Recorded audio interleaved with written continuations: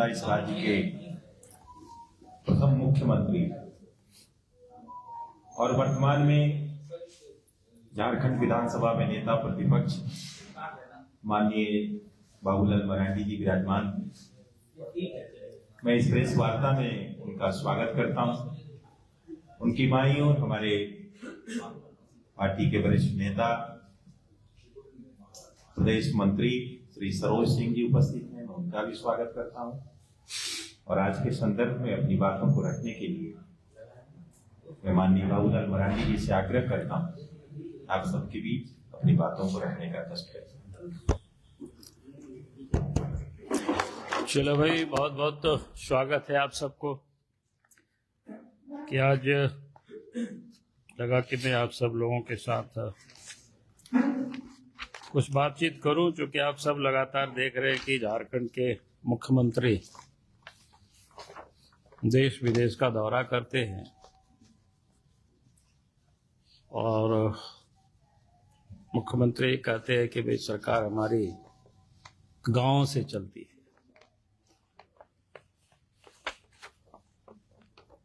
फिर सरकार केंद्र के ऊपर भी आरोप लगाती है कि भाई हमें पैसे नहीं मिलते। तो मुझे लगा कि सरकार की वास्तविकता क्या है, सरकार किस प्रकार से झारखंड के लोगों को ठग रही है, यहाँ के किसानों को किस प्रकार से सरकार लूट रही है। तो मुझे लगा कि आप सब लोगों के साथ हम इन चीजों को थोड़ा मैं साझा करूं, तो कि आप सब लोगों के माध्यम से इस राज्य की जनता को भी एक जानकारी मिल पाएगी सरकार कर क्या रही है, सरकार कह क्या रही है, सरकार कर क्या रही है। तो मुझे लगा कि आज आप सब लोगों के साथ हम इसको जरूर शेयर करें। आप सब को ध्यान में होगा ही कि पिछले जब 2024 में चुनाव हो रहा था, उस समय कांग्रेस पार्टी हो, झारखंड मुक्ति मोर्चा हो,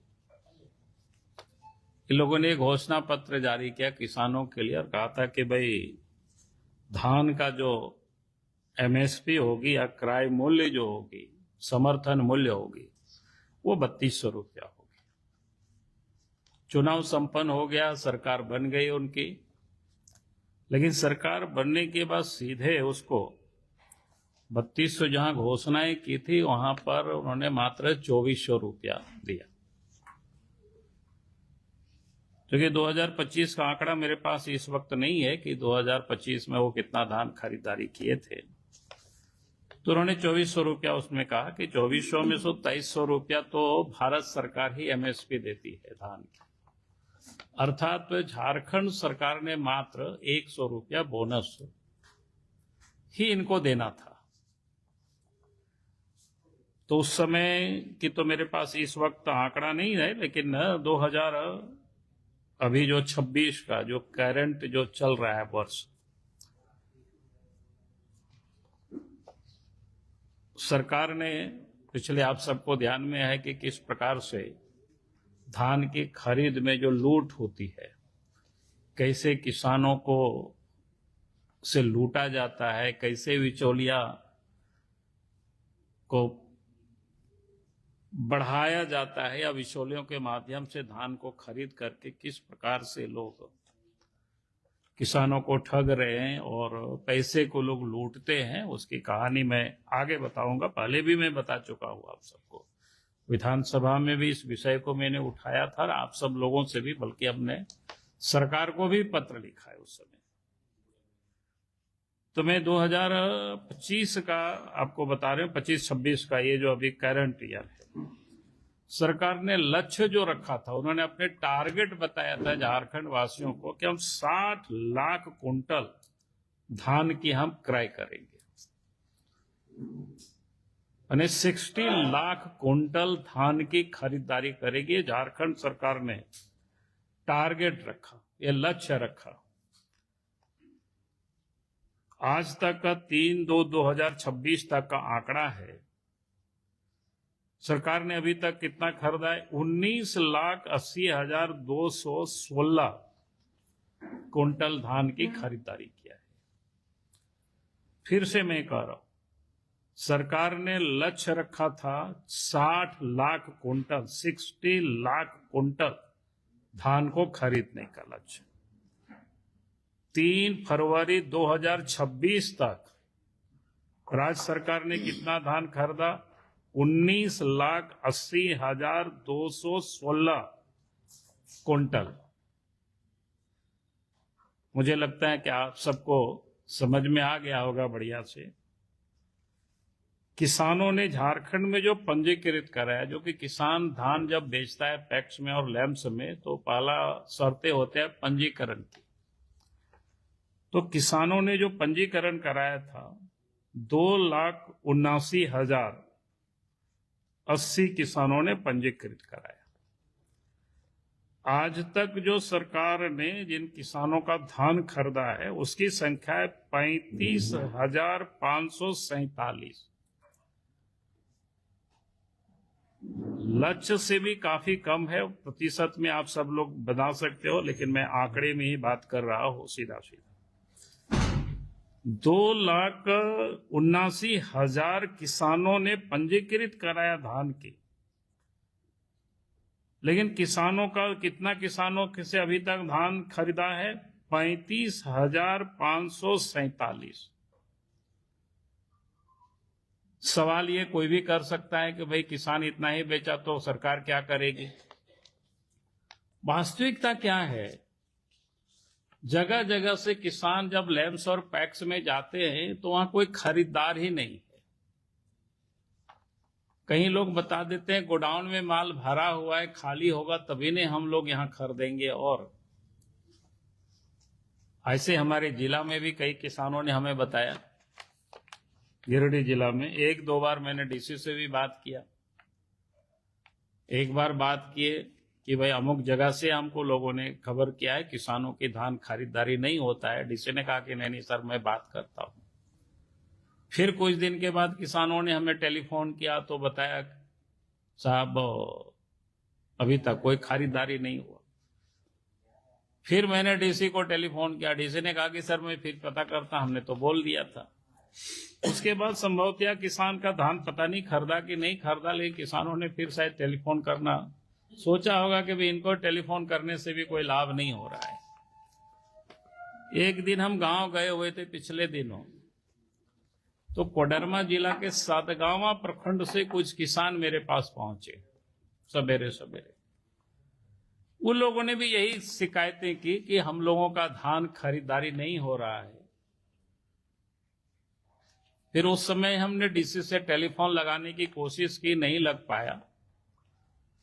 लेकिन जब घर से हम निकल गए थे, रास्ते में थे, तो फिर डीसी का टेलीफोन आया, कोडरमा डीसी का। मैंने कहा कि सर आप टेलीफोन किए थे? बोले हाँ जी मैंने टेलीफोन किया था, आपसे बात करना था। तो उन्होंने पूछा कि भाई क्या दिक्कतें हैं? हमने कहा कि हमारे पास सातगांव से किसान लोग आए थे और उन लोगों की एक कंप्लेंट था कि उनकी धान की खरीदारी नहीं हो रही है। तो उन्होंने कहा कि सर अभी गोडाउन भरा हुआ है इसलिए खरीदारी नहीं हो रहा है, किसान का नाम हो तो बता दीजिएगा। हमने कहा नाम किसी का मैंने लिखा नहीं है, सातगांव से लोग आए थे। तो उन्होंने आगे का उत्तर दिया, वो बड़ा हास्यास्पद था।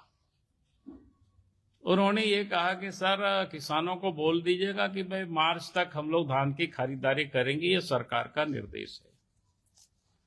तो मैंने उनसे तो कुछ नहीं कहा, क्योंकि मैं जान रहा था कि डीसी साहब है, वो तो धान को पता ही नहीं होगा कब पैदा होता है, कब किसान लगाते हैं, कब धान क्या बोलते हैं उसको कटाई होती है, धान कब बेचेंगे। फिर झारखंड के बारे में भी उनको ठीक से शायद नहीं पता होगा, नया डीसी नए होंगे डीसी। मैं बड़ी प्रामाणिकता से बात कर रहा हूं, कोई ऐसा नहीं है। अब कोई डीसी यानी सरकार, डीसी को मैं इसमें नहीं कह रहा हूं, तो सरकार का निर्देश उनको बताया कि 15 मार्च तक हम लोग खरीदारी करेंगे।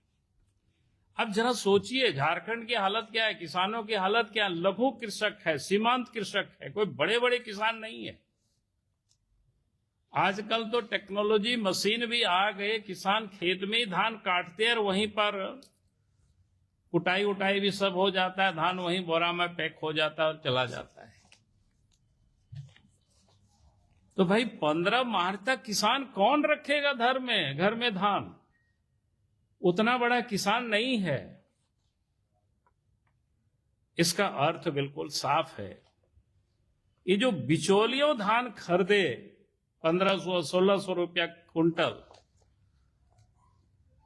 और बिचौलिया से फिर सरकार खरीदेगी, वही मार्च तक तो धान रख सकता है ना। सामान्य किसान तो बेचारा को उनको जरूरत था रबी क्या बोलते हैं अभी फसल के लिए, गेहूं लगाना था, आलू लगाना था, प्याज लगाना है, तो उनको तो पैसे की जरूरत है इस समय। तो वो तो धान बेचारा बिचौलिया के पास बेच दिया। अब बिचौलियों से सरकार खरीदेगी और उस बिचौलिया का जो पैसा होगा ये लोग सब मिल बांट करके लोग खाएंगे। उसके लिए मैंने कहा कि 15 दिसंबर को राज्य के मुख्यमंत्री को हमने एक पत्र लिखा था, किस प्रकार से गुमला जिला के मतलब पैक्स में कैसे बिचौलियों को लाभ पहुंचाने के लिए पूरी सिस्टम काम करता है, कैसे किसानों से धान परचेज करके, जिसके पास जमीन अगर 1 एकड़ है तो ऑपरेटर ने 1 एकड़ जमीन को 10 एकड़ कर दे, क्योंकि प्रति एकड़ 16 कुंटल धान की खरीदारी होती है। तो किसान वो क्या बोलते हैं फर्जी किसान जिसको कह सकते हैं 160 कुंटल धान खरीद करके बेच देंगे पैक्स को। तो ये जानबूझ करके इस प्रकार की इन लोगों ने ये धंधा करते, पैसे कमाने के लिए, किसानों को लूटने के लिए। मैंने इसलिए कह रहा था कि भाई झारखंड सरकार किसानों को कैसे लूट रही है, इससे बड़ा और दूसरा उदाहरण क्या हो सकता है? भाई मैं तो कहता हूं कि सरकार आप 150 रुपया आप क्या बोनस दे रहे हैं, भाई 150 रुपया बोनस नहीं भी देते, जो भारत सरकार दे रही थी उसी दर पर आप समय से खरीद देते और 1 ही टका बोनस देते, कहते भैया मेरे पास पैसा नहीं है, तो कम से कम वो 2300 रुपया समर्थन मूल्य तो किसानों के खाते में पैसा जाता और समय से आप खरीदारी करते। लेकिन आश्चर्य है इस राज्य की सरकार, जो भारत सरकार पैसा देती है वो भी नहीं ले पाती है, वो भी किसानों को उसके लाभ नहीं उठा पाते, दिला पाते हैं। और ये बड़ी बड़ी बातें करते हैं कि सरकार गांव से चलती है, सरकार गरीबों की है, सरकार किसानों की है। भाई किसानों को जो मिलने वाला वो 2300 रुपया वो भी किसानों तक नहीं पहुंचा पा रही है हेमंत सोरेन की सरकार। वो सारे पैसे भी बिचौलियों के माध्यम से, और उसमें भी अफसर और ये लोग कमीशन खोरी कर रहे हैं। हमारा सीधा आरोप है। भाई आप बताइए ना, मार्च तक कौन किसान धान रखेगा? आप गांव में चले जाइए, लोगों को पूछिए भाई कितना जोत है, कितना धान की खेत है लोगों के पास। मुश्किल से 1 एकड़ है, 1.5 एकड़ है, 2 एकड़ है, 10-20 कुंटल धान होता है उनके पास। तो उतना दिन लंबी समय तक नहीं रख सकता है मार्च तक। और मार्च तक की खरीदारी की बात करें, किसको बेवकूफ बना रहे हैं भाई? और गुमला का भी हमने पत्र लिखा था, शायद अभी तक इस पर उन्होंने कोई कार्रवाई नहीं किया है, क्योंकि हमें तो कोई आज तक सूचित नहीं किया है। तो ये मैंने आप सब लोगों के समझ, आज मैं राज्य की जनता के समझ इस बात को मैं रख रहा हूं, किस प्रकार से हेमंत सोरेन की सरकार झारखंड की जनता और किसानों को लूट रही है। ये इसका ताजा उदाहरण है। 15 मार्च तक धान वो खरीदारी करेंगे, हो सके वो 60 लाख का टारगेट भी वो पूरा कर लेंगे, लेकिन वो दाम, वो पैसा किसके जेब में जाएगा? दलालों के जेब में जाएगा, विचौलियों के जेब में जाएगा, भ्रष्ट लोगों के जेब में जाएगा, और हो सके उसका कमीशन हेमंत सोरेन की तिजोरी में भी कुछ चला जाए, कोई आश्चर्य नहीं है। और इसीलिए मैंने कहा कि भाई ये बड़ा गंभीर मामला है, कोई साधारण विषय ये नहीं है। भैया भारत सरकार 2300 रुपया धान की समर्थन मूल्य है, तो कम से कम वो पैसा किसानों को पहुंचा देते बढ़िया से। किसान जो मेहनत करता है उसका लाभ तो उनको मिल जाता मेहनत का बढ़िया से, वो भी सरकार नहीं दिला पा रहे, वो भी बिचौलियों के खाते में ही पैसा भेजने की पूरी तैयारी कर रखी है। तो इसलिए आज लगा कि मैं आप सब लोगों से इन्हीं बिंदुओं पर हमको बात करनी थी, और इतना ही कह करके मैं अपनी बातों को समाप्त करता हूं। बहुत बहुत धन्यवाद।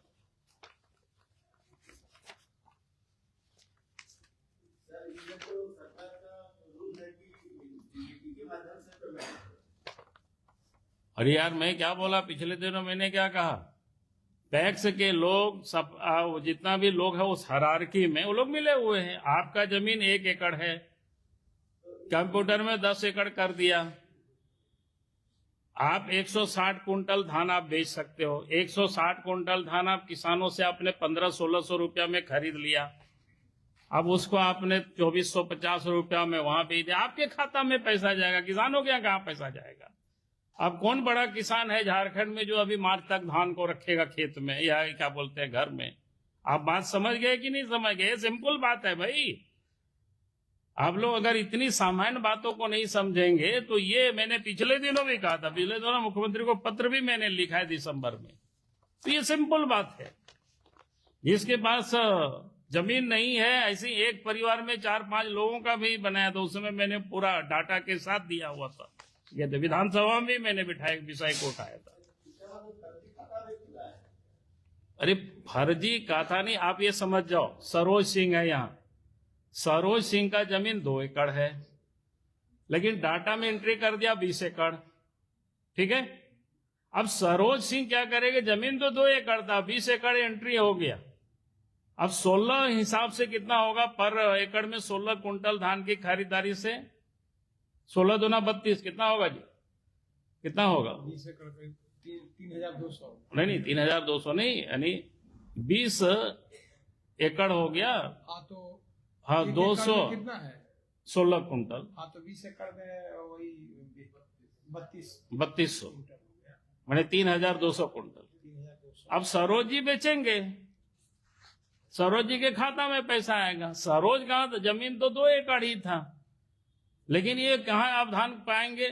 छोटे छोटे जो किसान है बेचारा धान पैदा किया, कहाँ बेचेंगे? सरोज जी कहाँ बेचेंगे? अब समझ गए कि नहीं समझ गए?